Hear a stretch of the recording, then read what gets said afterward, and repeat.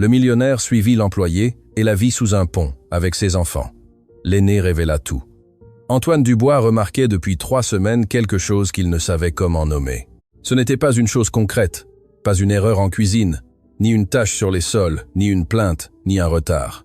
C'était quelque chose chez Cécile, quelque chose qui s'en allait d'elle. Comme la lumière d'une bougie s'en va quand quelqu'un laisse la fenêtre ouverte, doucement, sans bruit, sans que personne ne le remarque, jusqu'à ce que la flamme ne soit presque plus là.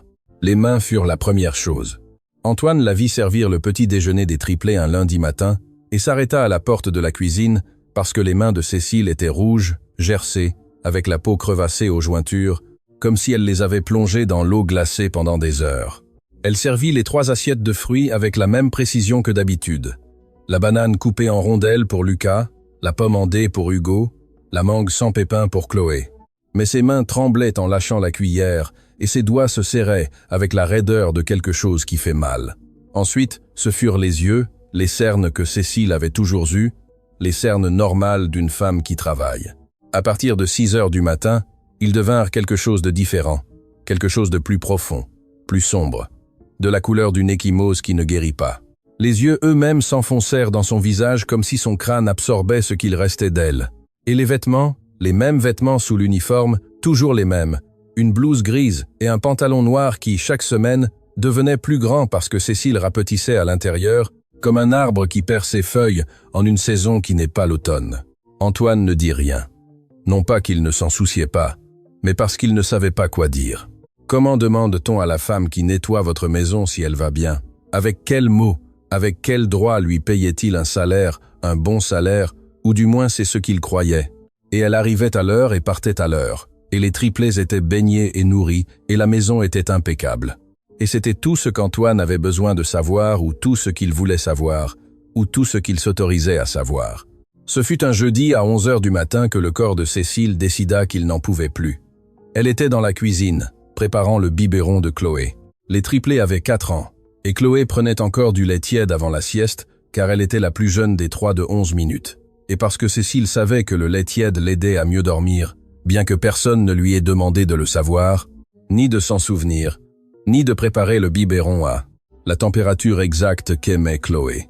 Cécile était debout devant la cuisinière, remuant le lait d'une main, tandis que de l'autre, elle se tenait au bord du plan de travail, parce que ses jambes tremblaient depuis le matin et que le sol de la cuisine bougeait sous elle, comme si la maison était sur un bateau. Le biberon lui tomba d'abord, puis ses genoux, puis tout son corps. Le son que fit Cécile en tombant sur le sol de la cuisine fut un son sec, sans amorti. Le son de quelqu'un qui s'écroule sans mettre les mains, parce que le corps n'a plus la force de se protéger de la chute. Le lait se répandit sur le carrelage.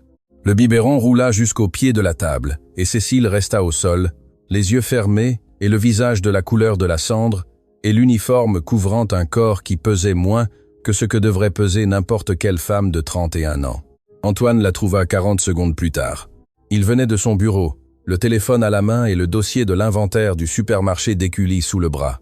Et quand il entra dans la cuisine et vit Cécile au sol avec le lait répandu autour comme une flaque blanche, il lâcha tout. Il s'agenouilla, lui toucha le front. Elle était glacée. Il lui chercha le pouls au poignet. Il était là, faible, irrégulier. Le pouls de quelque chose qui fonctionne, mais qui est sur le point de cesser de fonctionner. Il appela le docteur Bernard, lui dit de venir immédiatement, porta Cécile jusqu'au canapé du salon, et ce qu'il ressentit en la soulevant lui serra quelque chose dans la poitrine qu'il ne sut identifier. Elle ne pesait rien. Elle pesait comme pèsent les enfants de 10 ans, pas comme pèsent les femmes adultes. Le docteur Bernard arriva en 20 minutes, l'examina sur le canapé avec le stéthoscope et le tensiomètre, et ses doigts pressant les côtes qui se marquaient sous l'uniforme, comme des touches de piano. Il lui prit un échantillon de sang, examina ses mains gercées, lui ouvrit les paupières avec le pouce et regarda ses pupilles avec une petite lampe de poche. Et quand il eut terminé, il se leva, fit signe à Antoine de sortir du salon et lui dit dans le couloir avec la voix basse des médecins qui donnent des nouvelles qu'il ne devrait pas avoir à donner. Dénutrition sévère et début d'hypothermie. Cette femme ne mange pas, Antoine.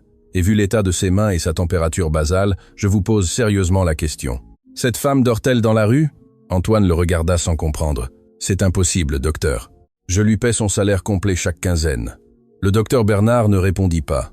Il rangea le stéthoscope dans sa mallette, laissa quelques indications sur la table et partit. Et Antoine resta debout dans le couloir de son hôtel particulier des portes du parc, regardant vers le salon où Cécile dormait sur le canapé avec l'uniforme taché de lait et le vieux manteau qu'elle ne quittait jamais couvrant ses épaules. Le même manteau qu'elle portait en plein mai, qu'elle portait quand il faisait chaud, qu'elle portait toujours comme si elle cachait quelque chose, ou comme si le manteau était plus important que la température. Et pour la première fois en 3 ans que cette femme travaillait chez lui, Antoine Dubois se posa la question qu'il aurait dû se poser le premier jour. Comment vivait la femme qui s'occupait de ses enfants? Antoine ne dormit pas bien cette nuit-là, ni la suivante, ni celle d'après. La question du docteur Bernard s'installa dans sa tête comme un bourdonnement qui ne s'éteint pas. Cette femme dort-elle dans la rue? Cela ne pouvait pas être. Il payait à Cécile 1 200 € bimensuels. Un bon salaire pour une employée de maison à Lyon, suffisant pour une chambre, de la nourriture et le transport.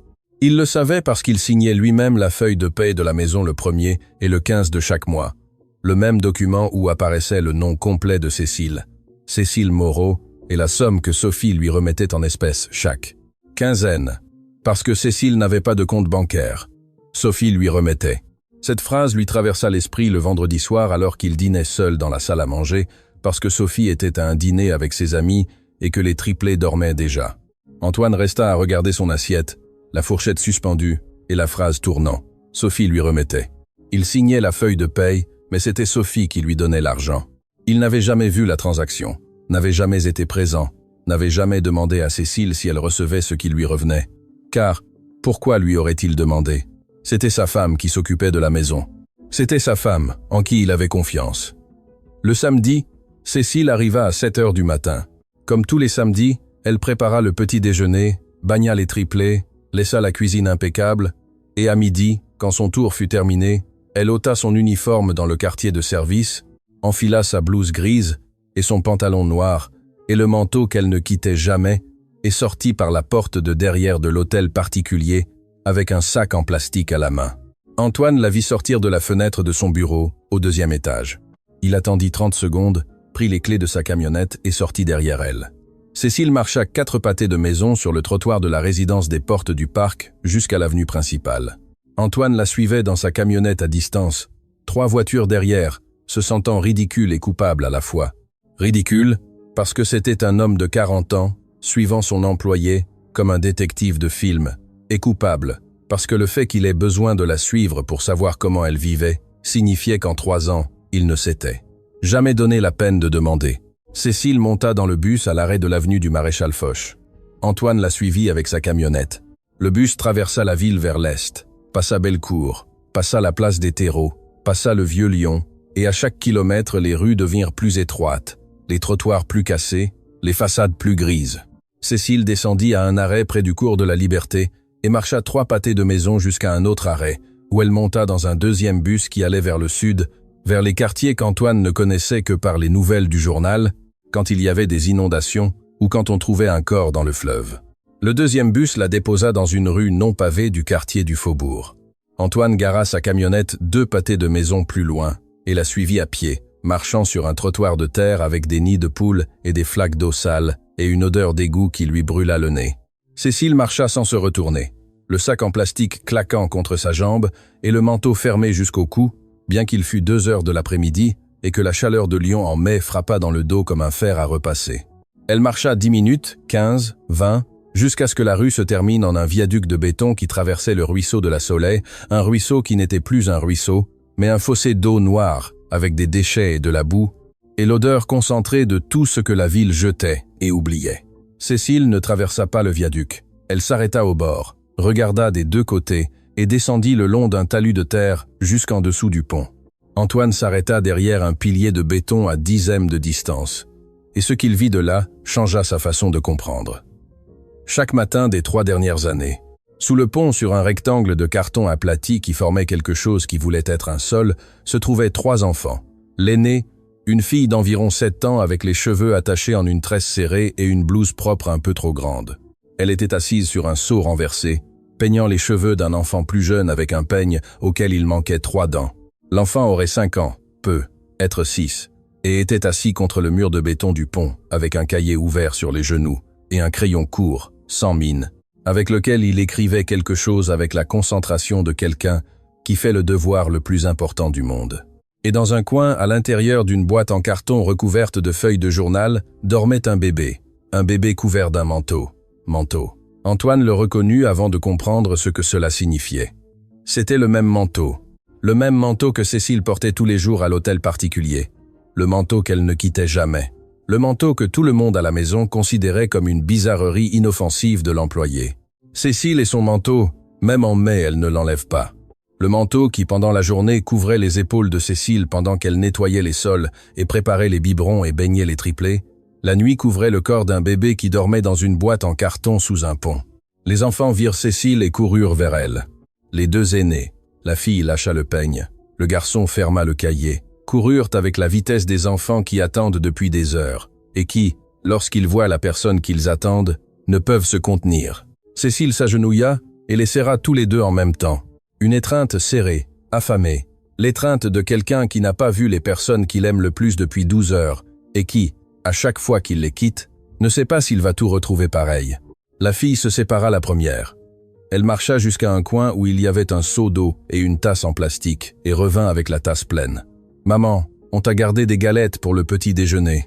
Elles sont dans le sac bleu. » Cécile but l'eau, caressa la tresse de la fille et ouvrit ensuite le sac en plastique qu'elle ramenait de l'hôtel particulier et en sortit un récipient en polystyrène avec de la nourriture. Antoine le reconnut. C'était le déjeuner que Cécile elle-même préparait chaque jour dans la cuisine de l'hôtel particulier. Le plat qu'elle se servait à midi quand les triplés faisaient la sieste. Le plat qu'Antoine avait vu sur le plan de travail de la cuisine des centaines de fois, sans se demander si Cécile le mangeait ou non. Elle ne le mangeait pas. Elle le gardait dans le sac et la portait ici. Cécile ouvrit le récipient, sortit une cuillère et commença à donner à manger au garçon du cahier d'abord, puis à la fille, cuillerée par cuillerée, leur distribuant la nourriture avec la précision de quelqu'un qui sait exactement ce que chacun mange et ce qu'il doit laisser pour que cela suffise. Et elle ne mangea pas, ne porta pas la cuillère à sa bouche une seule fois. Elle coupa les galettes que la fille avait gardées du petit déjeuner, des galettes froides et dures qui avaient passé la journée dans un sac en plastique sous un pont et les trempa dans le bouillon du ragoût pour les ramollir et en donna une à chacun. Et quand les deux enfants eurent fini de manger, Cécile marcha jusqu'à la boîte en carton, souleva le bébé avec soin pour ne pas le réveiller, le berça contre sa poitrine et avec la cuillère lui donna les restes du bouillon. De petites cuillerées de celles que l'on donne à un bébé qui commence à peine à manger des solides, de petites cuillerées que le bébé recevait à moitié endormi, les yeux fermés et la bouche s'ouvrant par réflexe. Antoine était debout derrière le pilier, la main sur le béton et la mâchoire si serrée qu'il avait mal aux dents. Ce qu'il voyait n'était pas une scène de pauvreté, c'était un système organisé de survie qui fonctionnait avec la précision de quelque chose qui s'était répété maintes fois. Les galettes gardées, l'eau dans le seau, la nourriture distribuée dans l'ordre, le bébé en dernier. Un système que Cécile avait construit pour maintenir en vie 3 enfants sous un pont, tout en travaillant 12 heures par jour à nettoyer un hôtel particulier où tout ce qui leur manquait était en abondance. Et alors Antoine regarda les détails qui lui firent plus mal que la faim, et plus que la boîte en carton, et plus que le manteau. Il regarda les vêtements des enfants, propres, pas neufs, pas beaux, mais propres. La blouse de la fille avait un patch cousu à la main au coude. Le pantalon du garçon était rapiécé aux genoux. Les vêtements du bébé étaient minuscules et décolorés, mais ils étaient propres et secs.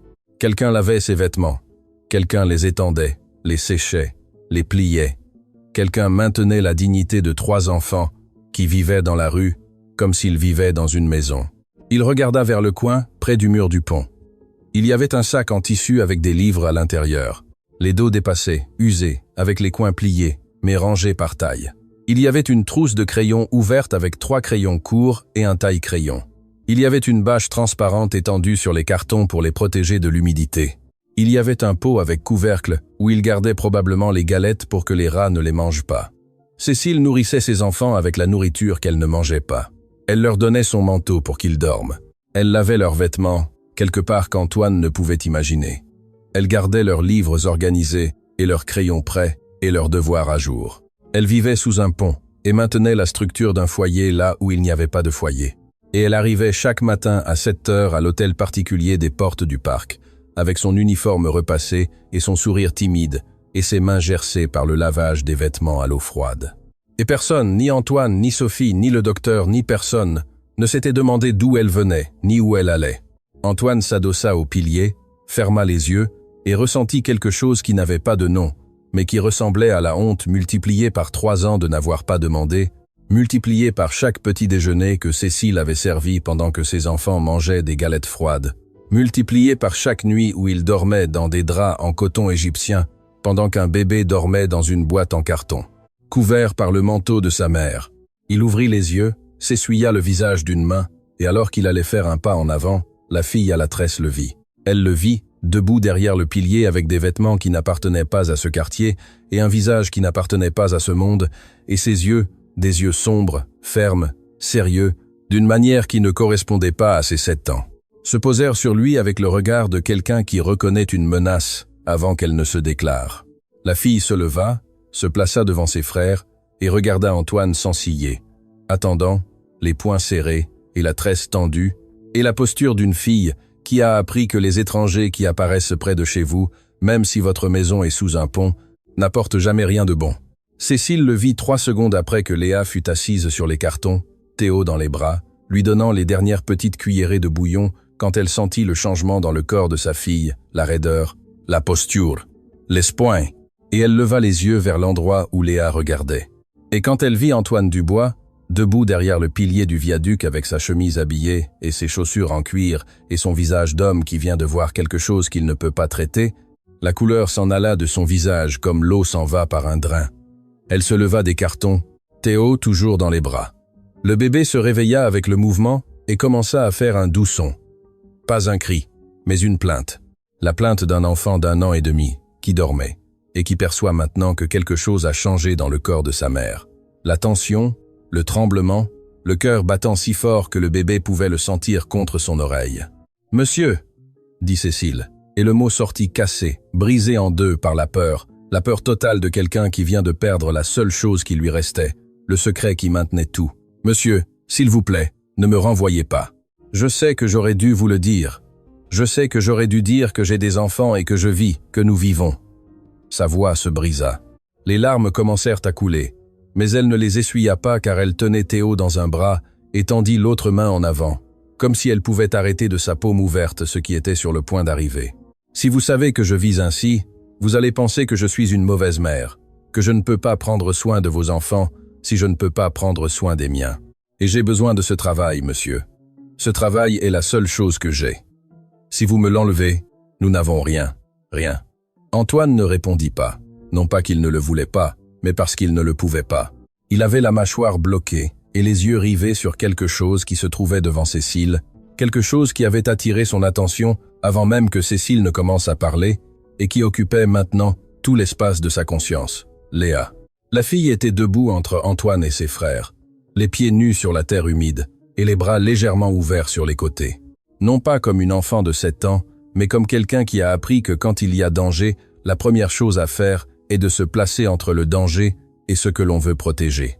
Derrière elle, Louis était assis contre le mur du pont, le cahier serré contre sa poitrine et les yeux grands ouverts, regardant Antoine avec l'immobilité d'un enfant qui a appris que lorsqu'un étranger apparaît, le mieux est de ne pas bouger.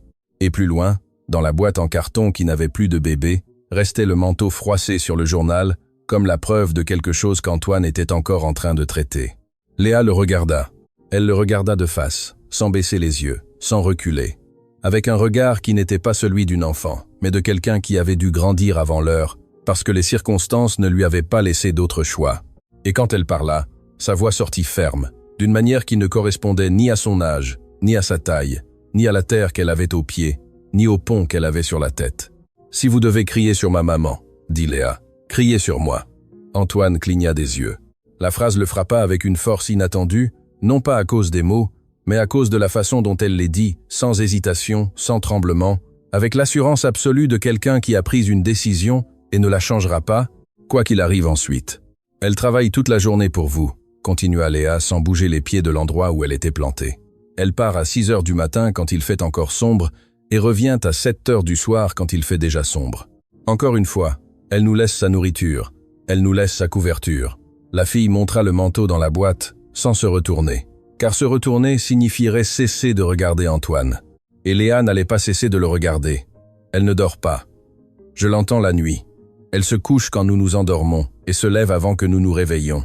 Elle se couche sur le carton sans rien au-dessus parce que tout ce qu'elle a, elle nous le donne. Cécile fit un pas en avant, Théo dans les bras. « Léa, tais-toi, ma fille.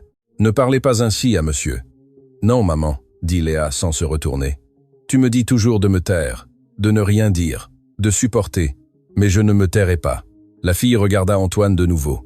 Les larmes avaient commencé à couler, mais sa voix ne tremblait pas, comme si les larmes et la voix étaient deux choses distinctes qui pouvaient fonctionner en même temps sans que l'une n'affecte l'autre. « Ma maman n'est pas mauvaise, monsieur. Les mauvais, ce sont ceux qui l'ont chassée de l'autre maison. Ma maman payait son loyer chaque mois. Elle n'a jamais rien dû. Mais il y a 3 mois, elle n'a plus eu assez d'argent et le monsieur de la maison nous a mis dehors. Il nous a mis dehors avec mes frères, avec le bébé. Et ma maman a cherché une autre chambre, mais elle n'avait pas assez parce que son argent est devenu petit, monsieur. Son argent est devenu petit d'un mois à l'autre et elle ne sait pas pourquoi. » Antoine sentit quelque chose bouger dans sa poitrine. Un mouvement froid, lourd, comme une pierre qui se déplace au fond d'une rivière. « Que veux-tu dire par son argent est devenu petite ?» Léa le regarda avec les yeux humides mais fermes. « Ma maman gagnait 1200 €. Je le sais parce qu'elle m'a appris à compter l'argent. Elle dit que les femmes doivent toujours savoir combien on les paie pour que personne ne les trompe.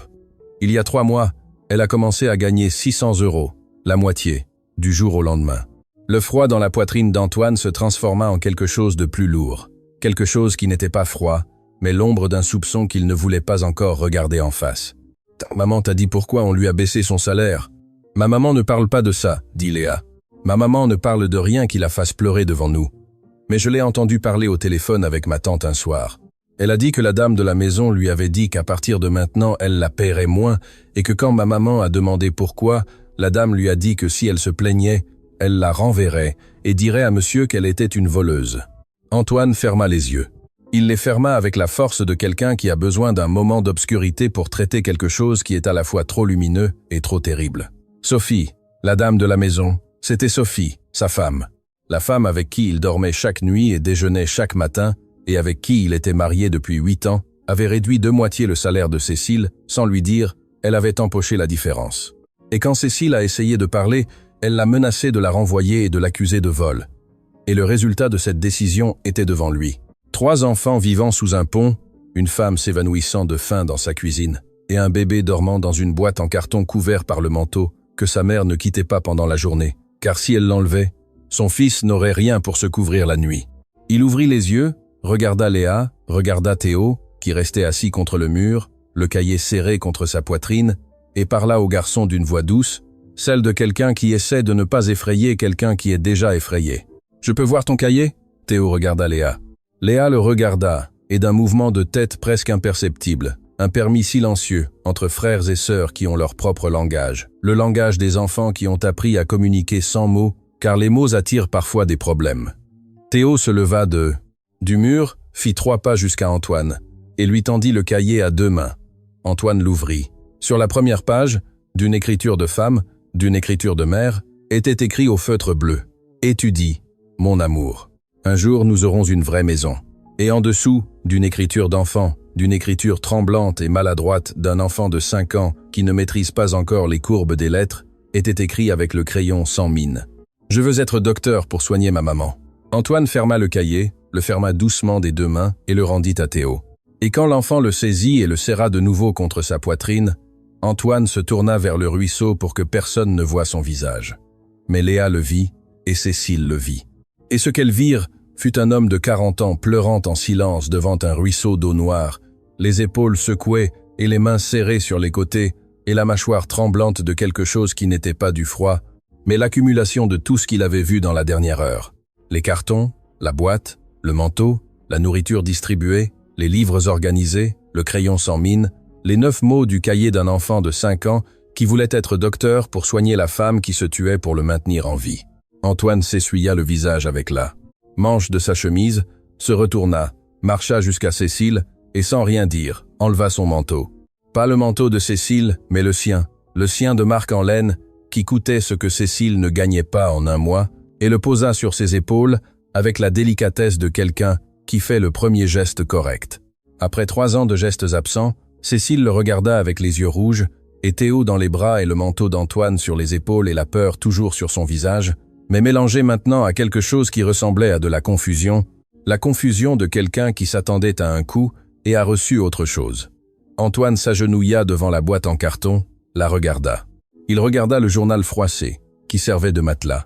Il regarda la marque que le corps de Louis avait laissée sur le carton, à force de dormir. Puis il se leva, marcha jusqu'à Cécile, tendit les bras, et Cécile, après un moment d'hésitation, le moment d'hésitation d'une femme qui n'a fait confiance à personne depuis 3 ans, parce que la dernière fois qu'elle a fait confiance à quelqu'un, son salaire a été coupé de moitié. Elle lui donna Théo. Antoine porta le bébé, le tint contre sa poitrine avec la maladresse d'un homme qui a des triplés de 4 ans, mais qui n'a jamais porté l'enfant de quelqu'un d'autre. Et Théo se blottit contre lui avec la facilité des bébés qui ne distinguent pas entre riches et pauvres, et qui ne distinguent qu'entre les bras qui soutiennent et les bras qui ne soutiennent pas. Il regarda Léa. La fille restait debout au même endroit, les poings serrés et la tresse tendue et les yeux humides, mais secs à la fois, avec la posture de quelqu'un qui ne sait pas encore si ce qui se passe est bon ou mauvais et qui ne baissera pas sa garde avant d'être sûr. « Personne ne criera sur ta maman », dit Antoine en la regardant dans les yeux. « Plus jamais personne. » Léa ne répondit pas, ne bougea pas. Elle le regarda une seconde de plus avec ses yeux qui avaient trop vu pour 7 ans, et quelque chose se détendit sur son visage. Pas un sourire, pas encore, mais le premier signe que la tension qui lui avait durci la mâchoire commençait à céder. « Allons-y, dit Antoine. Prenez vos affaires, vous venez avec moi. » Léa regarda sa mère. Cécile regarda Antoine, et sur le visage de Cécile passa quelque chose qui n'était pas encore de la gratitude, mais quelque chose d'antérieur à la gratitude, quelque chose qui ressemblait au soulagement de quelqu'un qui retient sa respiration depuis des mois, et qui, enfin, relâche l'air. Léa fut la première à bouger. Elle marcha jusqu'au mur du pont, attrapa le sac en tissu avec les livres, la trousse de crayons, le sac avec les vêtements propres. Elle plia la bâche qui protégeait les cartons. Elle rangea le peigne à 3 dents dans la poche de son pantalon et ramassa du sol un sac en plastique de supermarché qu'Antoine n'avait pas vu auparavant. Un sac froissé noué d'un nœud que Léa portait à 2 mains et qu'elle serrait contre son corps avec le soin de quelqu'un qui porte quelque chose de plus précieux que tout le reste. Antoine ne sut pas ce qu'il y avait dans ce sac. Il ne demanda pas. Il marcha vers la camionnette avec Théo dans un bras et le sac de livres dans l'autre. Et derrière lui marchèrent Cécile avec Louis par la main et Léa en dernier, fermant la file, regardant en arrière une dernière fois pour s'assurer qu'il ne laissait rien, parce que les enfants qui ont vécu avec rien apprennent que rien ne doit être laissé derrière. Le chemin du retour dura 40 minutes.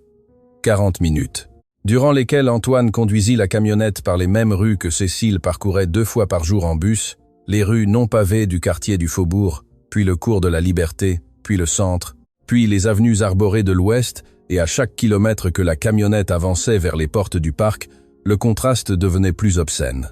Les trottoirs se réparaient, les façades se peignaient, les arbres se multipliaient, et le monde se transformait en le monde où Antoine vivait, et qui était à 40 minutes, et à un univers entier de distance de l'endroit où Cécile dormait avec ses enfants sur des cartons. Cécile était assise sur le siège passager, Louis endormi dans ses bras et le regard fixé sur la route, sans parler, avec la posture de quelqu'un qui ne sait pas encore si ce qui se passe est réel, ou si elle va se réveiller sous le pont avec le journal collé à la joue et le son du ruisseau sale comme réveil. À l'arrière, Théo était assis avec son cahier sur les genoux et le visage collé à la fenêtre, regardant les maisons qui défilaient avec des yeux grands comme des assiettes. Parce qu'un enfant de 5 ans qui dort sous un pont ne sait pas qu'il existe des maisons avec jardin et garage et murs peints en blanc. Et le découvrir d'un coup alors que la camionnette avance à 60 km/h, c'est comme découvrir que le monde est plus grand et plus injuste que ce qu'on imaginait. Et Léa était assise derrière Antoine en silence avec le sac de supermarché sur les genoux et les mains sur le sac et le regard devant elle, sans voir les maisons, sans voir les jardins, sans voir rien de ce que Théo voyait avec étonnement, parce que Léa avait 7 ans, mais le regard de quelqu'un qui a cessé de s'étonner du monde le jour où un homme a frappé à la porte de la chambre où ils vivaient et leur a dit qu'ils avaient 24 heures pour partir. « Depuis combien de temps vivez-vous là ?» demanda Antoine sans quitter la route des yeux. Cécile ne répondit pas. Elle serra Louis contre sa poitrine et regarda par la fenêtre. Et le silence qu'elle laissa fut le silence d'une femme qui ne sait pas comment dire ce qu'elle doit dire, parce que le dire à voix haute le rend plus réel. « 3 mois, dit Léa, depuis le siège arrière. 87 jours. Je les compte. Antoine ajusta le rétroviseur pour voir la fille. Tu les comptes? Chaque soir avant de dormir, je fais une marque sur le mur du pont avec une pierre, dit Léa, avec la naturalité de quelqu'un qui explique quelque chose qu'il fait tous les jours, comme se brosser les dents ou se coiffer, sauf que ce qu'elle faisait tous les jours, c'était compter les jours qu'elle passait à vivre dans la rue. Ma maman ne sait pas. Je le fais quand elle s'endort. Léa, dit Cécile à voix basse, sans se retourner. 87 marques, maman. 87 jours à dormir sur des cartons. Le silence qui suivit occupa toute la camionnette. Antoine serra le volant. Léa continua de parler, non pas parce que quelqu'un le lui demandait, mais parce qu'elle s'était tue pendant 87 jours et que la digue avait rompu et que l'eau sortait avec la force de tout ce qu'elle contenait. Avant, nous vivions dans une chambre dans le quartier des Tilleuls, dit Léa. C'était petit, mais il y avait une porte avec une clé et une cuisinière et une salle de bain que nous partagions avec les voisins. Ma maman payait 320 € par mois. C'était suffisant. Il n'y avait pas de surplus, mais c'était suffisant. Maman achetait un poulet le dimanche, et ça nous durait jusqu'au mercredi. Du jeudi au samedi, nous mangions des haricots avec des galettes, et le dimanche, encore du poulet. Antoine l'écouta. Il écouta la comptabilité d'une fille de 7 ans qui savait exactement combien coûtait la chambre, combien coûtait le poulet, combien de jours durait la nourriture. Parce que dans les familles où l'argent ne suffit pas, les enfants apprennent à compter avant d'apprendre à lire. Il y a 3 mois, ma maman est arrivée un vendredi avec moins d'argent, continua Léa. Elle ne nous a pas dit pourquoi. Mais cette semaine-là, il n'y a pas eu de poulet le dimanche, ni le suivant. Et ensuite, le monsieur de la chambre est venu 3 fois pour réclamer, et ma maman lui demandait du temps et il disait non. Et un soir, il est venu avec un serrurier et a mis nos affaires sur le trottoir. La nuit? Demanda Antoine, la voix contenue. Il était environ 22 heures. Théo dormait déjà. Ma maman le portait d'une main et de l'autre elle attrapait le sac de vêtements. J'ai attrapé les livres et le cahier de Louis et le sac de papier. Louise était sur le dos de ma maman avec l'écharpe de portage. Léa fit une pause. Nous avons beaucoup marché cette nuit-là. Ma maman cherchait un endroit où il ne pleuvait pas. Elle a trouvé le pont. Il y avait des cartons en dessous. Il n'y avait personne. Ma maman a mis Louis sur le carton. Elle nous a couverts avec le manteau et la couverture que nous avons pu sortir et s'est assise à côté de nous sans se coucher. Elle n'a pas dormi cette nuit-là. Moi non plus. J'ai fait semblant de dormir. Mais je l'ai vue assise, regardant le ruisseau toute la nuit avec Théo dans les bras. Antoine grilla un feu rouge. Il ne le vit pas. Il ne vit rien sauf l'image que Léa mettait dans sa tête. Une femme assise sur des cartons sous un pont la nuit, un bébé dans les bras, regardant un ruisseau d'eau noire, sans dormir, sans pleurer, sans se plaindre, simplement assise dans l'obscurité, décidant que le lendemain, elle allait se lever et aller travailler dans un hôtel particulier où tout ce qui lui manquait était en abondance. Les premières nuits, il a plu, dit Léa. L'eau entrait par un côté du pont. Ma maman nous déplaçait tous de l'autre côté et mettait le plastique sur les cartons, mais l'eau s'infiltrait par le dessous. Louis est tombé malade de la toux la 2e semaine. Ma maman l'a emmené à la pharmacie du coin et ils lui ont acheté un sirop avec le peu qu'il lui restait. Je lui mettais des linges humides sur le front comme ma maman m'a appris. Théo se décolla de la fenêtre et regarda sa sœur. Léa, ne raconte pas l'histoire des rats. Oui, je vais la raconter, dit Léa. Une nuit, des rats sont venus, 2 gros, ils sont passés sous les cartons cherchant les galettes. Ma maman les a effrayés avec un bâton, mais Théo n'a pas pu dormir cette nuit-là, ni la suivante, ni l'autre. Maintenant, il dort avec ses chaussures parce qu'il dit que les rats ne mordent pas les chaussures. Antoine regarda Théo dans le rétroviseur. Le garçon avait la tête basse et les mains serrant fort le cahier et les pieds avec des chaussures, les chaussures portées à l'intérieur de la camionnette, les chaussures qu'il n'enlevait même pas maintenant, serrées contre le sol. Ils arrivèrent aux portes du parc à 15h30. Antoine gara la camionnette dans le garage. Il descendit, ouvrit la porte passager pour Cécile, et quand ils marchèrent vers l'entrée de la maison, Cécile se tourna automatiquement vers la porte de service, la porte latérale, la porte par laquelle elle entrait et sortait tous les jours depuis 3 ans, la porte qui n'était pas la porte principale, parce que la porte principale n'était pas pour elle. « Par ici, » dit Antoine, debout devant la porte principale, la main sur la poignée. « Aujourd'hui, vous entrez par ici. » Cécile le regarda la porte et entra avec Louis dans les bras et les yeux remplis de quelque chose qui n'était pas encore de la gratitude, mais de la confusion.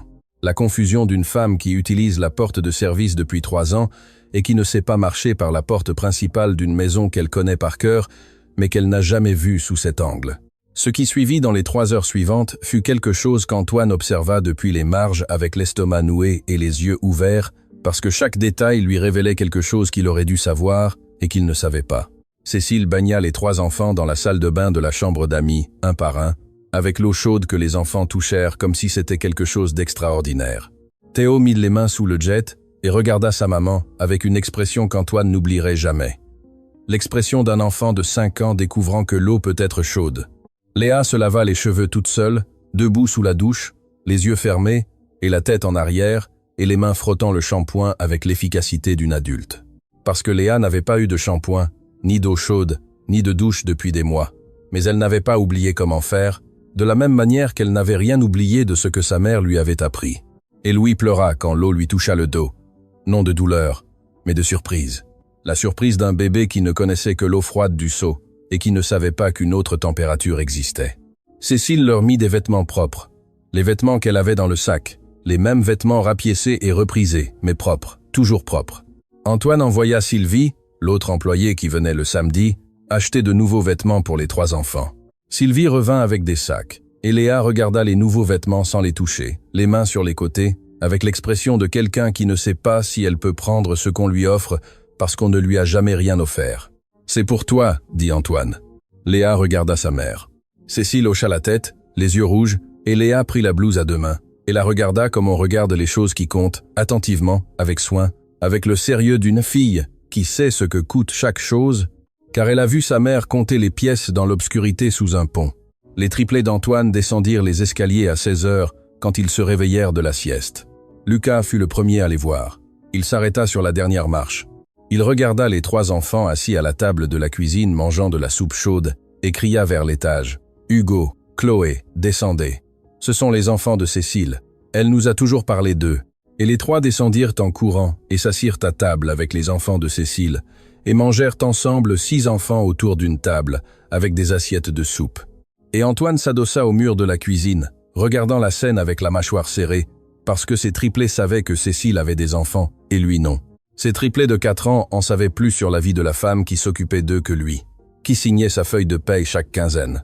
À 20 heures, les enfants de Cécile s'endormirent dans la chambre d'amis. Théo s'endormit en 3 minutes, enfoncé dans l'oreiller, avec une profondeur que seuls atteignent les enfants qui dorment sur des cartons depuis des mois et qui découvrent soudain que les lits existent. Louis s'endormit dans les bras de Cécile, dans un lit, sans boîte, sans journal, sans le froid du béton sous le carton. Mais Cécile lui posa son manteau, le vieux manteau usé, qui sentait l'hôtel particulier le jour et le pont la nuit. Elle le posa sur Louis, bien que la chambre fût tiède et les couvertures suffisantes, car le manteau n'était plus seulement un manteau, c'était la promesse que sa mère était proche, l'odeur de ce qui restait d'un foyer, quand il n'y a plus de foyer. Léa fut la dernière à se coucher. Elle se mit au lit avec le sac de supermarché à côté de l'oreiller. Cécile lui dit de le laisser sur la table. Léa dit non. Cécile n'insista pas. Elle connaissait sa fille. Elle connaissait cette obstination qui n'était pas de l'obstination, mais un instinct de protection. La même obstination qui la fit se tenir devant Antoine, les poings serrés, pour défendre une mère qui ne pouvait pas se défendre seule. À 22 heures, la maison silencieuse et les 6 enfants endormis, Antoine s'assit à son bureau au 2e étage, ouvrit son ordinateur, accéda au système comptable de la maison, le système où il enregistrait toutes les dépenses domestiques, les salaires, les paiements aux fournisseurs. Il chercha le salaire de Cécile, et ce qu'il trouva confirma tout ce que Léa lui avait dit sous le pont. Le salaire indiquait 1 200 € bimensuels. C'était ce qu'Antoine autorisait, c'était ce qui sortait de son compte.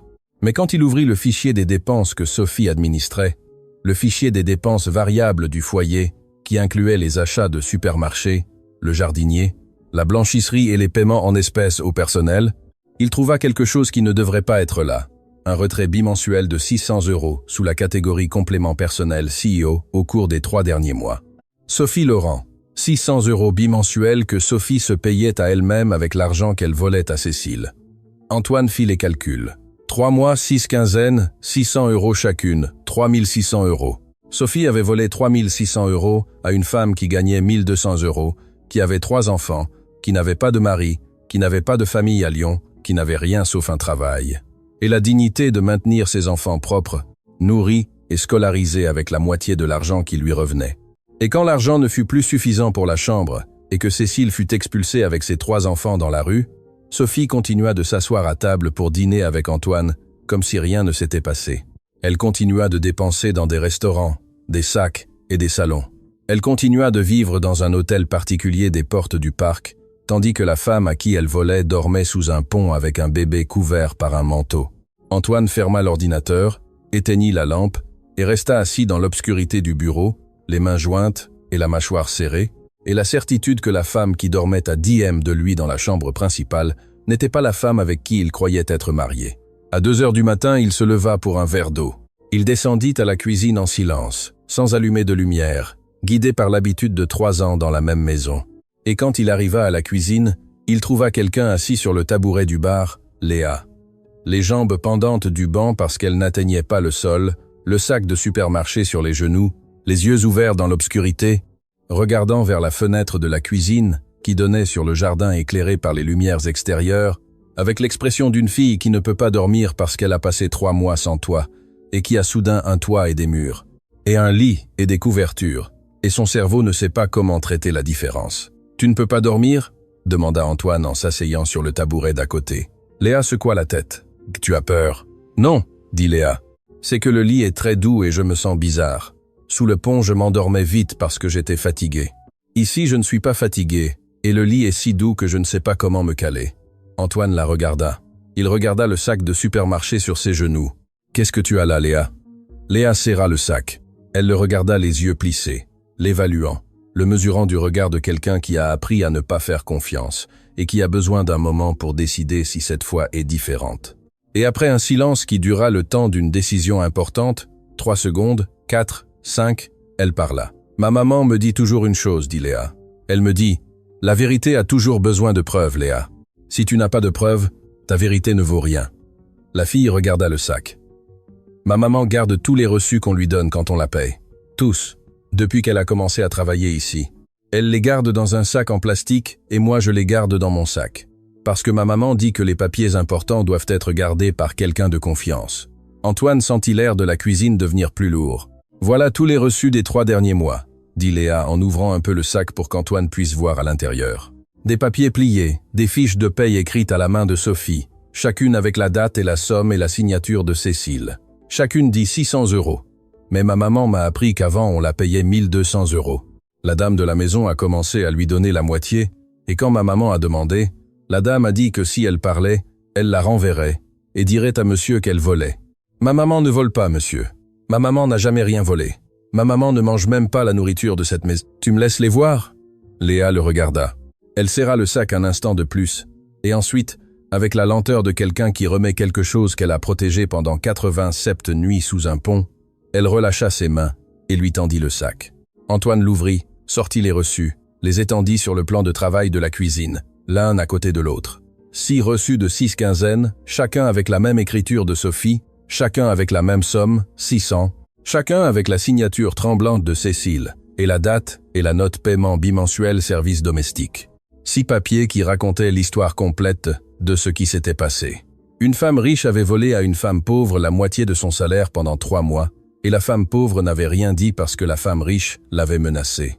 Et le résultat fut 3 enfants dormant sur des cartons sous un pont, tandis qu'un bébé utilisait un manteau d'adulte comme couverture. « Léa », dit Antoine d'une voix basse, regardant les reçus sur le plan de travail. « Demain, j'aurai besoin que tu me prêtes ces papiers un instant. Vous me les rendrez ? Je te les rendrai. Vous le promettez ?» Antoine la regarda. Il regarda les yeux d'une fille de 7 ans qui avait gardé 6 reçus pendant 3 mois sous un pont, parce que sa mère lui avait appris que la vérité a besoin de preuves, qu'elle avait dormi avec le sac en plastique sous la tête comme oreiller pour que personne ne le lui enlève. Qu'elle avait porté ce sac des cartons à la camionnette et de la camionnette au lit, et qui était maintenant assise dans une cuisine qui coûtait plus que tout. Tout ce que sa famille avait gagné dans sa vie, offrant les preuves qui pouvaient tout changer en échange d'une seule chose, qu'on les lui rende. « Je te le promets, » dit Antoine. Léa hocha la tête, descendit du tabouret, marcha vers la porte de la cuisine, et avant de sortir, elle se retourna et dit quelque chose qu'Antoine entendit comme une sentence. « Ma maman n'a pas besoin que vous la sauviez, monsieur. Ma maman nous a sauvés toute seule.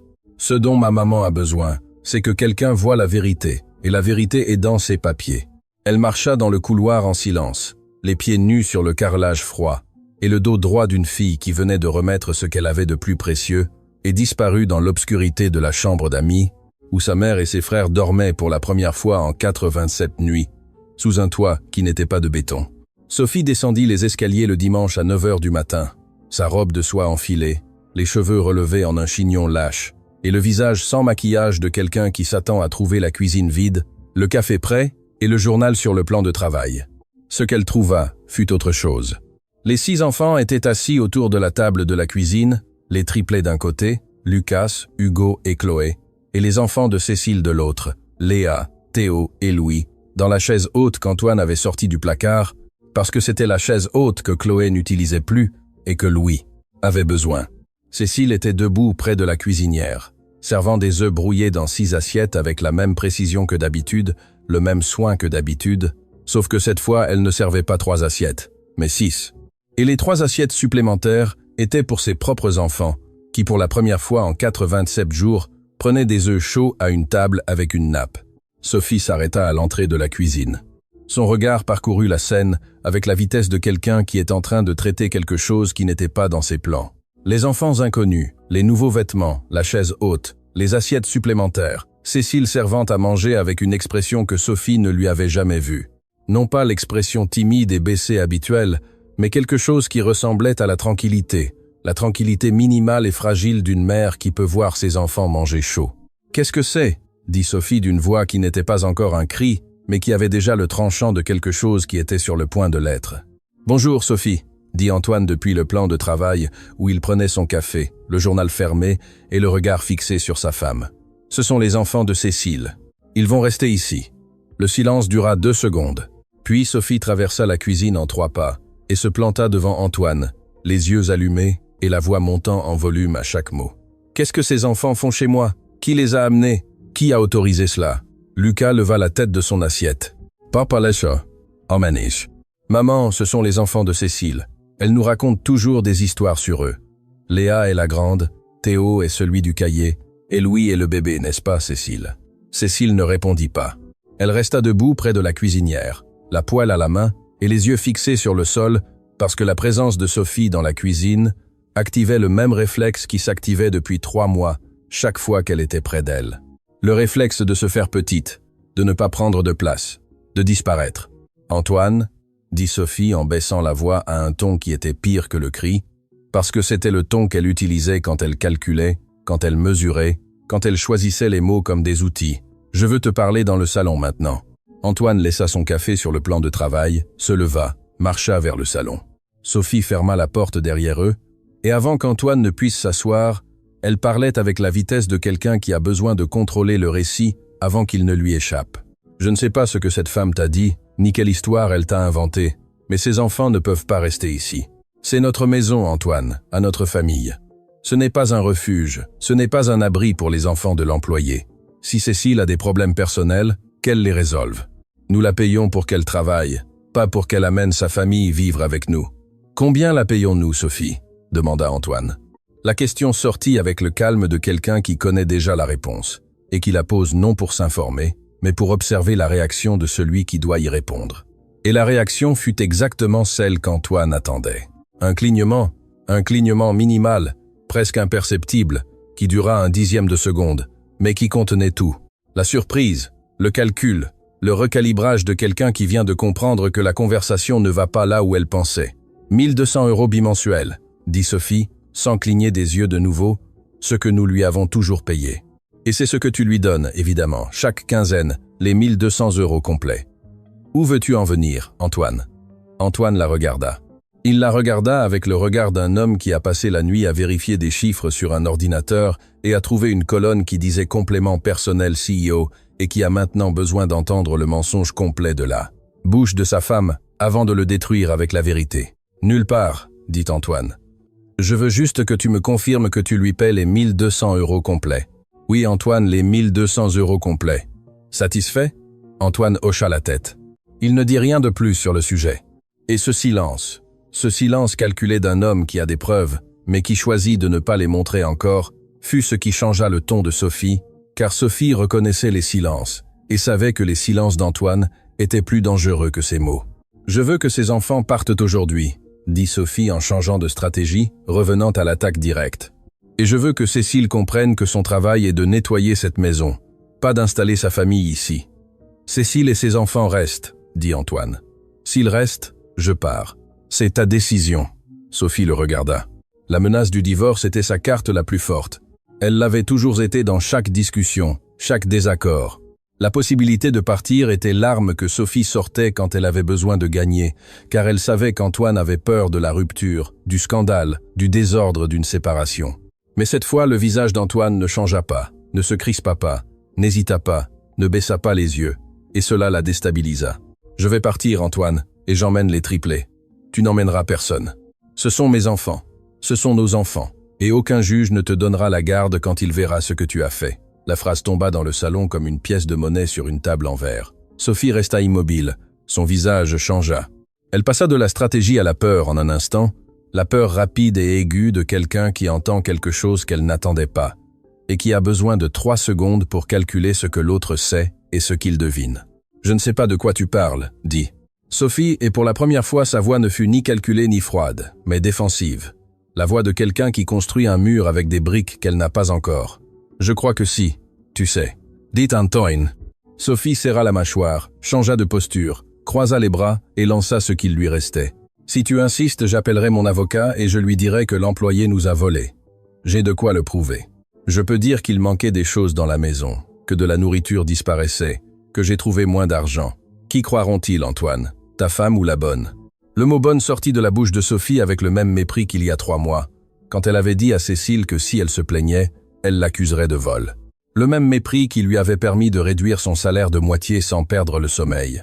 Le même mépris qui lui avait permis de dîner des homards dans un restaurant d'Écully, tandis que la femme qu'elle volait dormait sous un pont avec un bébé dans une boîte en carton. « Ils croiront les preuves », dit Antoine d'une voix ferme. « Et les preuves existent, Sophie. » Quelque chose se brisa sur le visage de Sophie. Ce ne fut pas une cassure visible, ce fut quelque chose sous la surface, comme une fissure dans un mur qui ne se voit pas de l'extérieur, mais qui affaiblit toute la structure. Elle resta debout devant Antoine, les bras croisés et la mâchoire serrée, et les yeux se déplaçant rapidement de gauche à droite, calculant, recalculant, cherchant une issue qu'elle ne trouvait pas. « Tu commets une erreur », dit Sophie d'une voix qui voulait paraître menaçante, mais qui sonnait plus fine, plus fragile. La voix de quelqu'un qui sait qu'elle est en train de perdre et qui essaye de gagner du temps. Une erreur qui te coûtera cher. Elle se retourna, sortit du salon, monta les escaliers, et du 2e étage, sa voix descendit avec la clarté de quelqu'un qui veut être entendu. « Cécile, ramasse tes affaires, et celles de tes enfants. Tu pars aujourd'hui, et si tu ne pars pas, demain mon avocat déposera une plainte pour vol. » Antoine sortit du salon, et se dirigea vers la cuisine. Ce qu'il trouva lui serra la poitrine avec la force d'un poing. Cécile rangeait des choses. Elle était à genoux sur le sol du quartier de service, mettant les vêtements de ses enfants dans le sac en tissu, les mains tremblantes et les larmes coulant sur ses mains.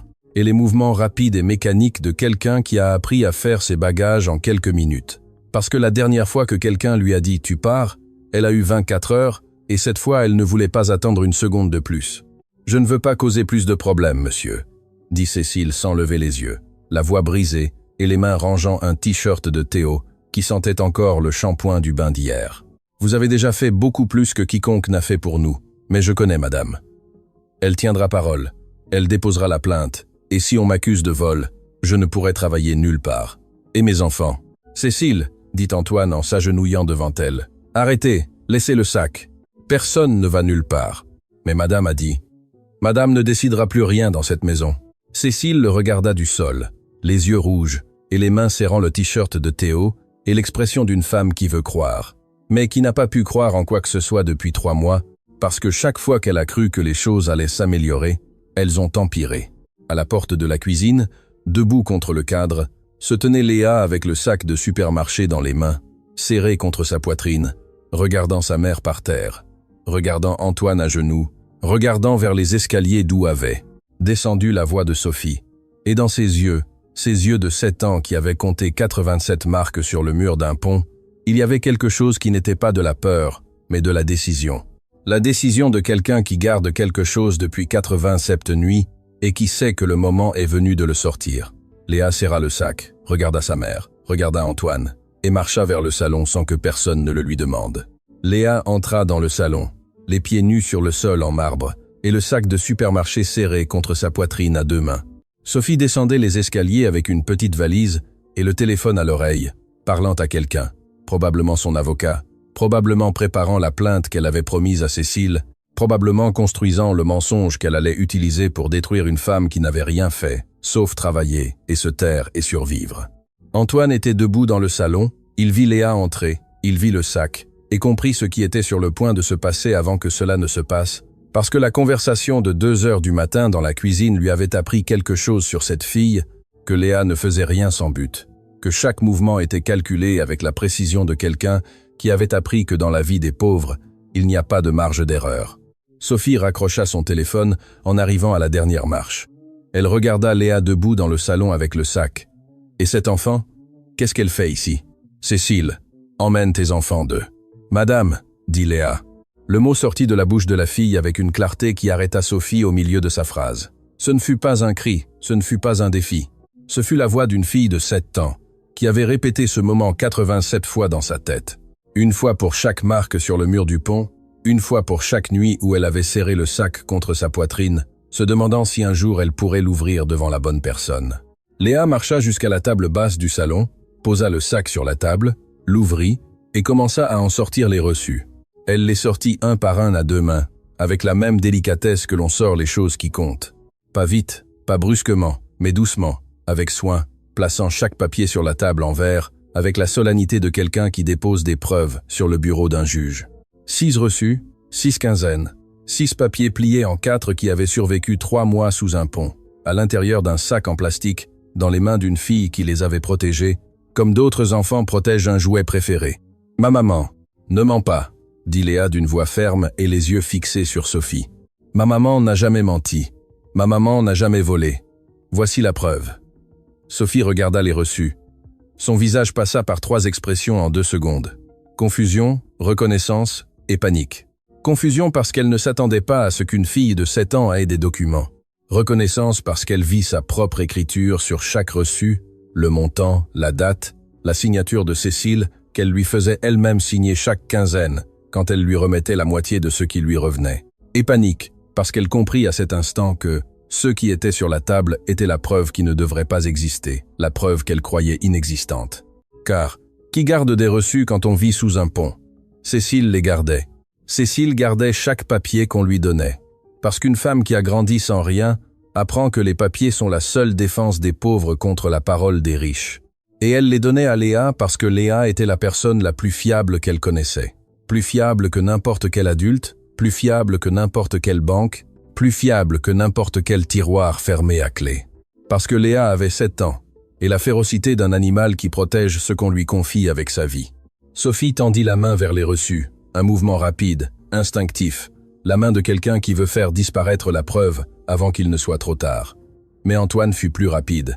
Il posa sa main sur les papiers avant que Sophie ne les touche, les ramassa de la table et sortit son téléphone de sa poche.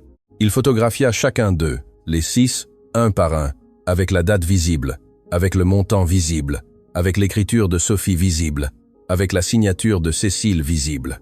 6 photos qui furent enregistrées automatiquement dans le cloud et qui ne pouvaient plus être effacées, ni déchirées, ni niées. 3600, dit Antoine en rangeant son téléphone et en regardant Sophie avec un calme plus dévastateur que n'importe quel cri. 6 quinzaines, 600 € que tu as pris à chaque fois. 3600 € que tu as volé à une femme qui gagne 1200 €, qui a 3 enfants, qui n'a pas de mari, qui n'a pas de famille, qui n'a rien, sauf ce travail. 3600 € que tu as utilisés pour tes dîners à Écully et tes sacs et ton salon, pendant qu'elle dormait sous un pont avec un bébé, dans une boîte en carton couvert d'un manteau parce qu'elle n'avait pas de couverture. Sophie ne répondit pas. Elle avait la main toujours tendue vers la table, où il n'y avait plus de reçu, et la bouche entr'ouverte, et les yeux se déplaçant entre Antoine et Léa, et la porte, et les escaliers cherchant une issue qui n'existait pas, parce que les issues se ferment quand la vérité a des preuves. Et quand elle t'a demandé pourquoi, continua Antoine, tu l'as menacée. Tu lui as dit que si elle parlait, tu la renverrais, et tu me dirais qu'elle volait. Tu lui as fermé la bouche avec la peur. Tu l'as laissé choisir entre se taire et rester dans la rue, ou parler et se retrouver sans travail. Et elle s'est tue. Elle s'est tue pendant 3 mois. Elle s'est tue pendant que ses enfants dormaient sur des cartons, et mangeait des galettes froides. Elle s'est tue en s'évanouissant de faim dans ma cuisine, en servant le biberon à ma fille. Le salon était silencieux. Le genre de silence qui existe après que la vérité occupe tout l'espace, et qu'il ne reste plus de place pour rien d'autre. Léa restait debout près de la table, les mains sur les côtés et le regard fixé sur Sophie, sans haine, sans vengeance, avec l'expression d'une fille qui vient d'accomplir la seule mission qu'elle avait et qui attend maintenant de voir ce qui arrive à la vérité quand elle a enfin des preuves. Cécile apparut à la porte du salon. Elle était debout, dans l'encadrement avec Louis dans les bras, et Théo accroché à son pantalon et les yeux rouges et le visage mouillé de larmes, parce qu'elle avait tout entendu de la cuisine, chaque mot de Léa, chaque chiffre d'Antoine, chaque silence de Sophie, et ce qu'elle avait sur le visage n'était ni de la honte ni de la peur, mais quelque chose que Cécile ne s'était pas permis de ressentir en 3 mois, le sentiment que quelqu'un la voyait. Sophie regarda Cécile. Elle regarda la femme à qui elle avait volé 3 600 €, debout à la porte avec un bébé dans les bras et un enfant accroché à sa jambe, et les vêtements propres qui avaient toujours été propres, et la dignité qui avait toujours été intacte. Et ce qui traversa le visage de Sophie ne fut pas du repentir, ce fut l'inconfort de quelqu'un qui se voit reflété dans les yeux de la personne qu'elle a blessée et qui ne peut soutenir le regard. « Demain, mon avocat vient, » dit Antoine. « Tu vas rendre chaque centime et tu vas signer ce que tu as à signer. Cette nuit, tu pars. » Sophie monta les escaliers sans répondre, fit 2 valises, appela un taxi et sortit de l'hôtel particulier, des portes du parc, à 11 h du matin, un dimanche par la même porte par laquelle elle était entrée 8 ans auparavant, sauf que cette fois personne ne l'accompagna à la porte, personne ne porta ses valises et personne ne lui dit au revoir. Les triplés ne comprirent pas pourquoi leur maman était partie avec des valises. Antoine leur dit que maman avait besoin de quelques jours de repos. Lucas demanda si Cécile et les enfants allaient rester. Antoine dit oui, et Lucas attrapa Théo par la main et le tira vers le salon et lui dit « Viens, je te montre mes voitures », avec la naturalité d'un enfant de 4 ans pour qui les choses sont simples. Les gens qui restent sont les gens qui comptent. Les 6 enfants se réunirent dans le salon cet après-midi-là. Les triplés montrèrent à Théo les jouets qu'ils avaient, et Théo les regarda avec la même expression qu'il avait eue en regardant l'eau chaude, l'expression de quelqu'un qui découvre qu'il existe des choses que d'autres enfants tiennent pour acquises. Léa s'assit sur le canapé avec Chloé sur les genoux et lui lut une histoire avec la patience d'une fille qui lit des histoires à ses frères et sœurs depuis des années et qui ne fait pas de distinction entre ses propres frères et sœurs et les frères et sœurs empruntés. Et Louis rampa sur le sol du salon, poursuivant une balle que Hugo lui roulait encore et encore. Et chaque fois que Louis l'attrapait, Hugo applaudissait et Louis riait de ce rire de bébé qui remplit les maisons de quelque chose que les meubles et les rideaux et les sols en marbre ne peuvent pas remplir. Antoine les regarda depuis la porte du salon. 6 enfants, 3 qui avaient tout et 3 qui n'avaient rien, jouant ensemble sur le sol comme si la différence n'existait pas. Parce que pour les enfants, la différence n'existe pas. La différence est une invention des adultes que les enfants n'ont pas encore appris à voir. Cette nuit-là, quand les 6 dormaient, Antoine descendit à la cuisine. Cécile était là, assise sur le même tabouret où Léa s'était assise la nuit précédente, les mains sur le plan de travail et les yeux regardant le jardin par la fenêtre et le manteau plié sur ses jambes. Parce que Louis dormait déjà dans un lit et n'avait plus besoin du manteau. Mais Cécile l'avait sur ses genoux de toute façon, comme on garde les choses qui ne servent plus à ceux pour quoi elles servaient, mais qui signifient trop pour qu'on les lâche. Antoine s'assit à côté d'elle, ne parla pas. Cécile ne parla pas, et le silence qu'ils partagèrent fut le premier silence en 3 ans, qui n'était pas rempli de choses que l'un ne savait pas et que l'autre ne pouvait pas dire. C'était un silence propre, le silence de 2 personnes qui sont enfin du même côté de la vérité.